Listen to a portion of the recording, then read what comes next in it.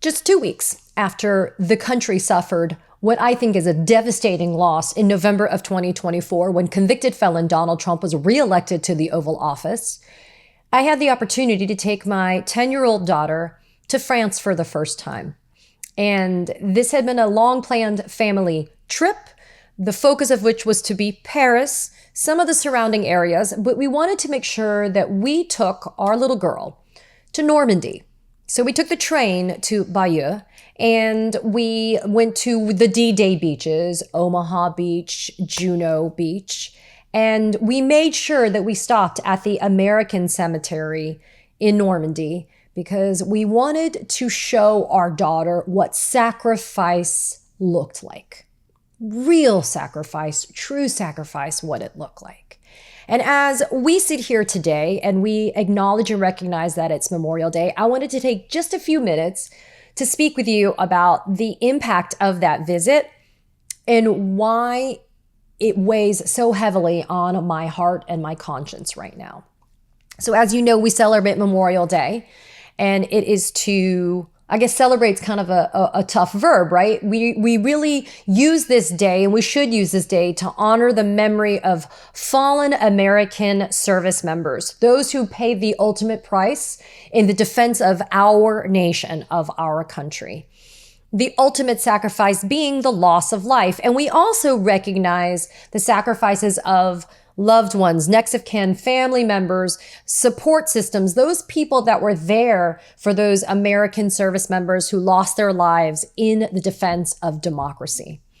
And I want to focus on D-Day, obviously, because I was in Normandy, and that was June 6, 1944, during World War II. And on D-Day, thousands of Americans died. And thousands of Allied forces died in order to liberate Western Europe. And D-Day on June 6 was the invasion of the Normandy beaches, and it was considered to be the beginning of the end of World War II because of the bravery and the courage of those young people, some of whom were still just children. And they gave their lives so that Hitler and the Nazis would be defeated. And on June 6, 1944, on D-Day, approximately 2,501 American soldiers were killed. A total of 4,414 Allied troops, including those from other countries, were killed, and more than 5,000 Allied troops were wounded. Now, this was a planned, calculated invasion.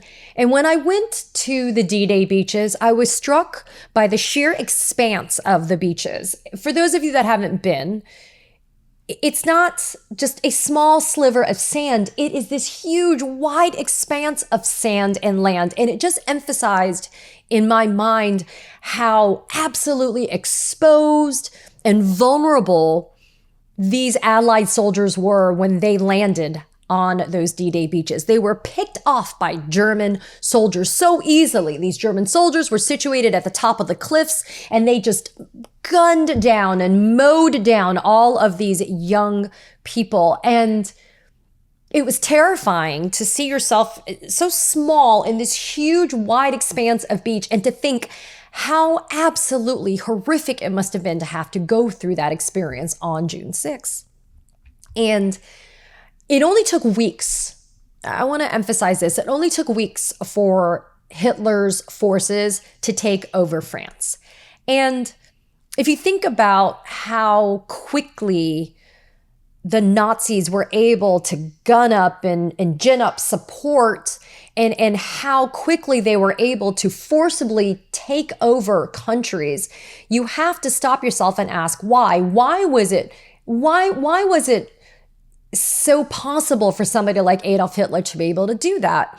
And there's so much that other historians could do better than me to explain it.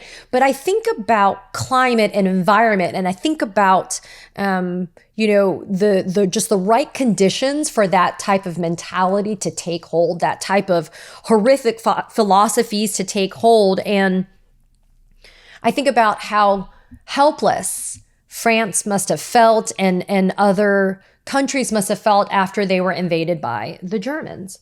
And so After we spent time at those D-Day beaches, we wanted to make sure that we made it to the American Cemetery in Normandy. And the American Cemetery, it is 172.5 acres. It's on the cliffs in Normandy overlooking the water. It's one of 14 permanent American World War II military cemeteries built on foreign soil by the American Battle Monuments Commission. And when I learned about that, I was struck. So it's a governmental arm called the American Battle Monuments Commission. And it's an American cemetery. It's American soil that our fallen have been buried in. And it reminded me of this most powerful quote by Colin Powell. Colin Powell, our first African-American United States Secretary of State, former chairman of the Joint Chiefs of Staff, 4-star general.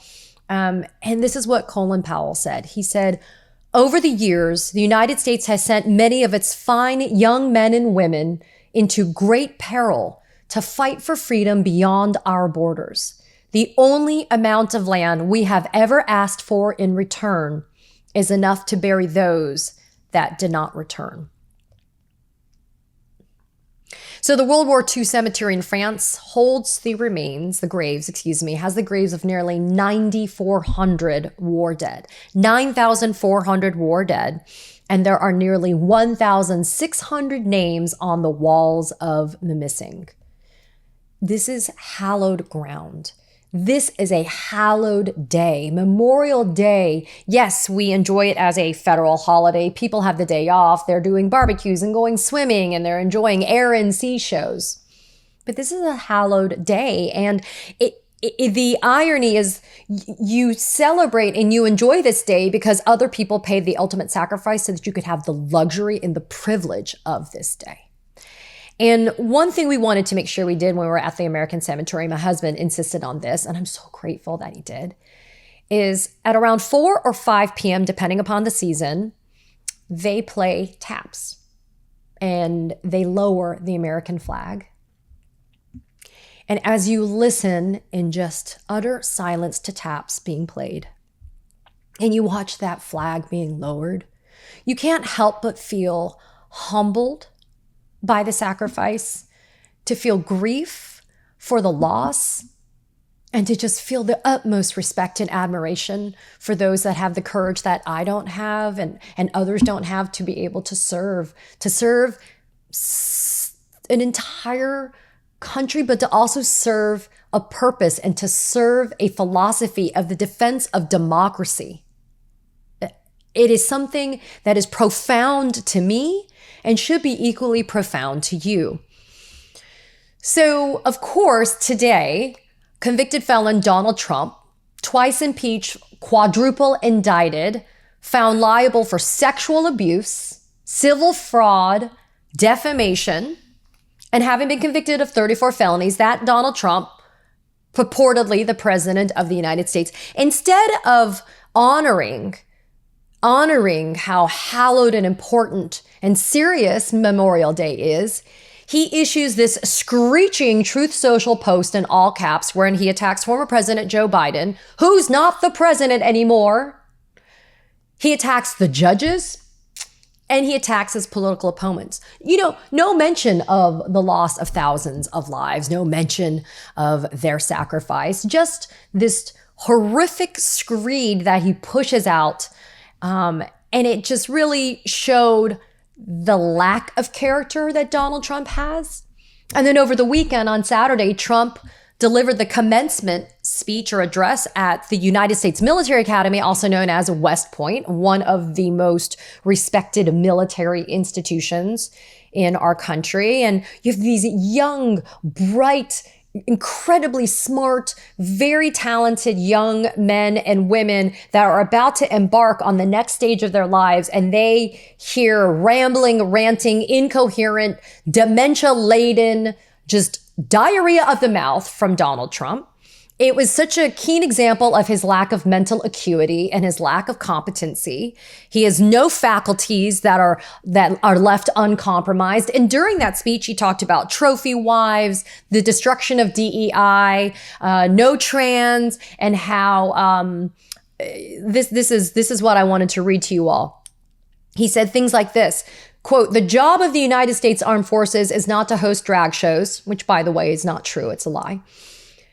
"The job of the U.S. Armed Forces is not to host drag shows, to transform foreign cultures, but to spread democracy to everybody around the world at the point of a gun." That's what the commander-in-chief thinks is what the U.S. Armed Forces is supposed to do. Quote, "Spread democracy to everybody around the world at the point of a gun." That is not what the Allied forces did during World War II to liberate Europe. That is not what our American soldiers died for during World War II, World War I, frankly, in order to spread democracy at the point of a gun. And to add insult to injury, although frankly, I don't know if I was a graduate of West Point, if I wanted to shake his hand, but the tradition is the president of the United States shakes the hands of the graduates. And Trump just said, screw it, I'm not going to do it. And he just left. I want to highlight something that is really critical at this point in time and at this moment. And I talk about we need to save ourselves. I say this to you all the time. I'm going to emphasize it right now. I want to talk about the French Resistance. The French Resistance, I learned so much about it when I was in France. I urge you to read up on it because historically it is so inspirational and it is something that we need to focus on, ladies and gentlemen. The French Resistance is going to give us our inspiration and give us some guidance on what we're going to be doing. So one of the things I saw was the flag. It is the French Resistance flag. It is the Cross of Lorraine. It was chosen by General Charles de Gaulle as the symbol of the resistance. Charles de Gaulle is not just the name of an airport. He was president of France, and he was one of the leaders of the resistance, if not the leader of the resistance. And the French Resistance sprang to life during World War II, during the Nazi occupation of France by Nazis and Hitler's armed forces. And the French Resistance was fascinating. It was made up of everyday people from different walks of life with different educations, different jobs, different occupations, no jobs, no occupations. But what they did was they stood up to the fascism. They stood up to Nazis. They stood up to Hitler. That's what they did. And they were a collection of groups. And not only did they stand up to the Nazis, but they also stood up to what? Vichy France, the collaborators of Vichy France. That's who they also stood up to. And the French Resistance was incredibly powerful. They were conducting guerrilla warfare and they were spreading information, the truth. They spread the truth through local underground newspapers so that the truth would always come out. That is what they did. The power of the truth is what inspired the French Resistance. And they were small but mighty. If you notice the quote in my social media posts, it's a Shakespeare quote. "Though she be but small, she is mighty." She is fierce, right? That is what I think of us. I think of us as the resistance. We are small, but we're not. We're actually much bigger than people know. But we are mighty and we are fierce because we are fierce in our dedication to the ideas and the beliefs of what we know to be good and true. About 420,000 Americans died in World War II. Just stop for a second and think about that. 420,000 Americans died in World War II. They died to defend democracy. They died to fight Nazis and fascism. They sacrificed for something that was happening somewhere else across the globe because they felt so strongly about the belief system of democracy and how important it was to stop the spread of fascism before it overtook the entire world. Charles de Gaulle said the following speech when he was in exile in London, and he said this amazing speech, and there's a line I wanted to share with you. He said the following: "Whatever happens, the flame of French resistance must not be extinguished and will not be extinguished." Folks, you can substitute American for that. Whatever happens, the flame of American resistance must not be extinguished and will not be extinguished. We are the resistance. We are the ones that are going to ensure that democracy will prevail. Our resistance can be whatever we want it to be, whatever we are comfortable in it being. I have said we cannot judge others for what their resistance is. We must accept what others feel comfortable to do, because at the end of the day, it is us. It is us. We will save this country from somebody like Donald Trump. So on this day, on this very hallowed, important day, Memorial Day, celebrate the lives of your loved ones. Remember and honor those that have fallen, the family of those that have fallen because of those sacrifices that were made. And remember that the resistance flame is strong, and that because we are one unified power, we will prevail. I want to leave you with the following. It is the video of taps being played at the American Cemetery in Normandy as our flag is lowered.